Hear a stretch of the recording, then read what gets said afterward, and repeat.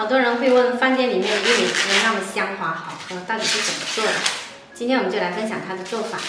先准备1根玉米，剥去皮。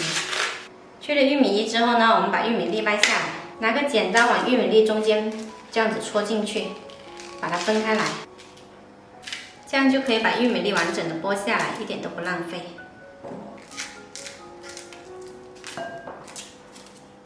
剥好了玉米粒呢，我们给它清洗一下。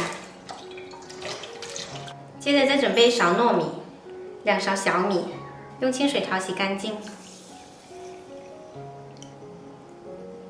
然后我们准备一个豆浆机或者破壁机，把洗好的玉米倒进来，接着加入糯米跟小米，再加入适量的冰糖。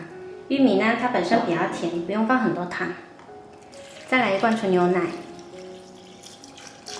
最后加入适量清水。